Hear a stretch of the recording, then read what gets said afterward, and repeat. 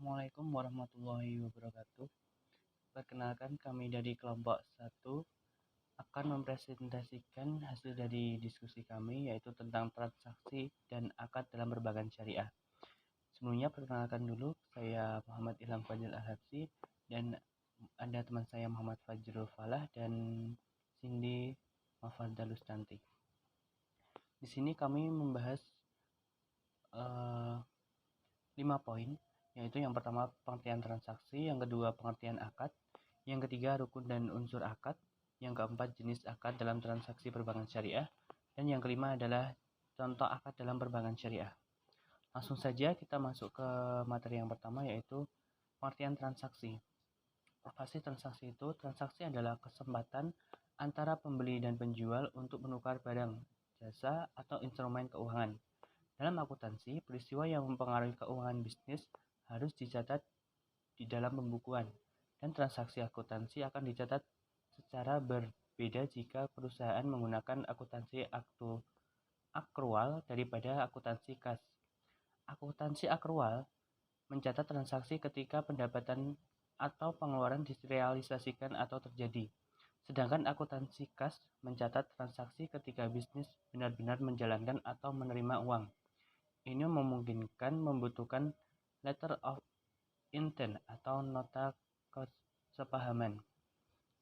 Yang kedua adalah pengertian akad.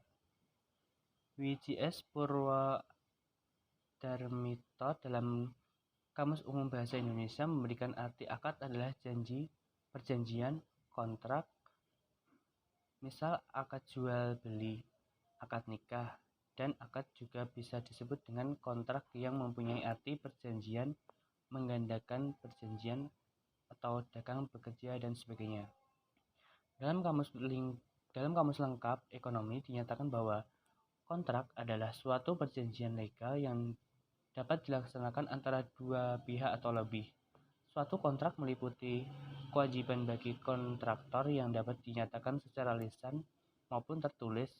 Sebagai contoh, suatu perusahaan mempunyai perjanjian untuk memasok suatu produk ke perusahaan lain pada waktu tertentu dan ukuran tertentu.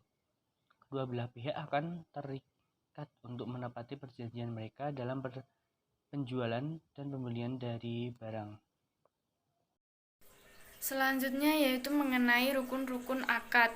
Yang pertama yaitu orang-orang yang membuat akad adalah seseorang atau dua orang lebih yang kedudukannya masing-masing dapat membuat akad sesuai kehendak sendiri. Seperti akad wakaf, ikrar wakaf, tolak, dan sebagainya, atau akad yang dilakukan oleh dua orang seperti akad jual beli dan sebagainya. Yang kedua yaitu mengenai objek akad, yakni objek dari akad yang dilakukan sebagaimana yang biasa terjadi di dalam bab al-buyu' wal al-mu'amalat dalam berbagai macam transaksi syariah yang merupakan produk-produk lembaga keuangan syariah, baik yang berupa lembaga perbankan dan non-bank seperti BPR, BMT, koperasi, dan asuransi syariah. Yang ketiga yaitu sigoh, ijab dan qabul adalah ucapan atau lafadz yang diucapkan oleh pihak berakad bahwa ia telah melepas atau menjual barangnya dan ia ridho menyerahkan kepada pihak yang menerimanya, yang dalam demikian ijabnya namanya. Misal, saya telah menjual barang ini kepadamu, atau saya serahkan barang ini untukmu. Dan qabul adalah ucapan yang menerima barang dengan ridho menggantikannya dengan senilai barang yang dijanjikan bersama. Misal, saya beli barangmu atau saya terima barangmu. Nah, selanjutnya yaitu mengenai unsur-unsur akad. Nah, di sini ada 4 unsur akad. Yang pertama yaitu sigoh akad, sigoh akad atau ijab qabul dapat diungkapkan melalui ucapan akad. Nah, dalam hal ini lafadz akad cukup dengan diucapkan oleh kedua pihak, dan akad dengan ucapan sangat mudah sifatnya, asal kedua belah pihak saling memahami dan mengerti bahasa yang diucapkannya dengan tetap menunjukkan kerelaannya masing-masing.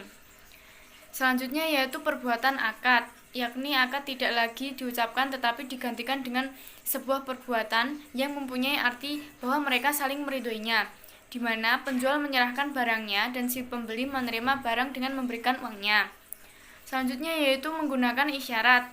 Dikandung maksud bahwa akad tidak diwujudkan dalam bentuk ucapan atau perbuatan sebagaimana di atas, tetapi digantikan dengan isyarat. Hal ini berlaku bagi orang yang tidak mampu berbicara. Sedangkan bagi yang mampu berbicara tidak dibenarkan merealisasi akad dengan isyarat, melainkan harus dengan lisan ataupun tulisan. Begitu juga bagi orang yang tidak mampu berbicara, dianjurkan untuk menggunakan tulisan lebih-lebih bila tulisannya mudah dibaca. Selanjutnya yaitu dengan tulisan. Akad dengan tulisan sah-sah saja dan boleh hukumnya, baik bagi yang mampu ataupun yang tidak mampu berbicara, asal tulisannya baik, jelas, dan mudah dibaca untuk dipahami. Yang kedua yaitu al-aqid. Al-aqid ini sangat penting dalam sebuah akad. Akad tidak akan terjadi dan memiliki kekuatan hukum bila tidak ada al-aqid. Sama seperti tidak akan terjadi akad bila tidak ada sigoh atau ijab kabul. Al-aqid secara umum disyaratkan harus ahli atau cakap dan mempunyai kemampuan untuk melakukan akad. Yang ketiga yaitu mahal al-aqid. Mahal al-aqid atau al-maqud alaih adalah objek akad atau barang yang dijadikan sebagai objek akad. Barang tersebut dapat berupa harta benda seperti barang dagangan, benda bukan harta seperti objek akad nikah, dan dapat juga berupa manfaat seperti dalam akad ijarah dan sebagainya. Ada 5 syarat bagi objek akad, yaitu objek akad harus ada ketika terjadi peristiwa akad. Objek akad harus sesuai dengan syariat. Objek akad harus dapat diserahkan pada saat akad. Objek akad harus maklum dan dapat diketahui oleh al-aqid.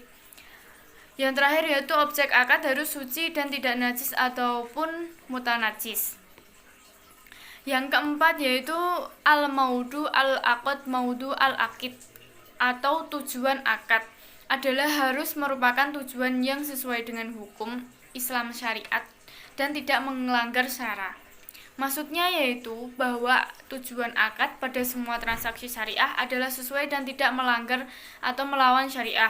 Misalnya, dalam akad jual beli yang mempunyai tujuan saling memberi manfaat atau again, si penjual dapat memanfaatkan uang hasil penjualannya dan si pembeli dapat mengambil manfaat atas barang yang dibelinya. Atau dalam akad ijarah di mana masing-masing pihak saling mendapatkan keuntungan, dan berbagai macam akad lainnya. Berbeda dengan objek akad yang dilarang syara, seperti contohnya akad jual beli riba atau yang mengantarkan riba.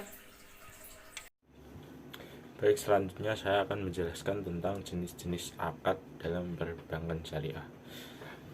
Yaitu pertama akad tabaru, yaitu akad dalam transaksi perjanjian antara 2 orang atau lebih dan tidak profit oriented atau tujuan keuntungan. Akad tabaru berguna untuk tujuan adanya rasa saling menolong antar sesama dengan tanpa mengharap adanya balasan atau imbalan keuntungan kecuali pahala dari ridha Allah Subhanahu wa taala. Selanjutnya adalah akad tijarah atau bisnis yang merupakan jenis akad transaksi perjanjian antara 2 orang atau lebih yang bertujuan untuk mendapatkan keuntungan atau profit oriented business. Akad tijarah digunakan dalam transaksi syariah yang mempunyai tujuan mendapatkan keuntungan atau profit oriented business, dan masing-masing pihak terkait berhak untuk mendapatkan bagian keuntungan sesuai dengan besaran yang disepakati bersama. Selanjutnya adalah contoh akad dalam perbankan syariah. Dalam sistem keuangan syariah, baik perbankan syariah atau pasar modal syariah, semua mengacu pada prinsip hukum Islam yang dikenal dengan nama syariat Islam. Dengan begitu, mekanisme perhitungan keuntungan dan juga perjanjian menjadi sangat berbeda dengan sistem keuangan konvensional. Termasuk di dalamnya sistem perbankan syariah, ada beberapa jenis akad yang harus dipahami, yaitu 1. Wadiah. Wadiah adalah akad berupa penitipan barang atau uang antara nasabah dan pihak yang diberi kepercayaan dalam hal bank. Tujuan dari akad ini adalah untuk menjaga keamanan dan keutuhan barang atau uang si pemilik dana. Yang kedua adalah mudharabah. Akad mudharabah adalah kerjasama usaha antara pihak pertama yang disebut sebagai malik ataupun sahibul mal yang menyediakan seluruh modal, dan pihak kedua amil atau mudharib yang bertindak selaku pengelola dana dengan kesepakatan yang dituangkan dalam akad. Yang ketiga adalah musyarakah. Akad musyarakah adalah kerjasama antara dua pihak atau lebih untuk usaha tertentu. Di sini masing-masing pihak memberikan dana sesuai dengan porsinya masing-masing, dan bagi hasilnya juga disandarkan pada besaran porsinya masing-masing. Yang keempat adalah murabahah. Akad murabahah adalah perjanjian jual beli antara bank syariah dan nasabah, di mana bank syariah akan melakukan pembelian atas barang yang dibutuhkan nasabah. Yang kelima adalah akad salam, adalah jual beli atau pembiayaan barang lewat mekanisme pemesanan. Jadi pihak bank syariah juga memesan barang tersebut terlebih dahulu dan melakukan pembayaran dengan harga yang sudah disepakati sebelumnya. 6. Istisna. Akad istisna adalah pembiayaan barang dalam bentuk pemesanan pembuatan barang tertentu yang disepakati antara pemesan atau pembeli mustasni dan penjual atau pembuat sani. Jenis akad ini biasanya berlaku untuk pembiayaan properti kafling. Sekian presentasi dari kami. Apabila ada yang mau ditanyakan, silahkan ditanyakan melalui WhatsApp group, dan jangan lupa menyantumkan nama dan NIM-nya. Dari kami, bila ada kekurangan mohon maaf. Wassalamualaikum warahmatullahi wabarakatuh. Terima kasih.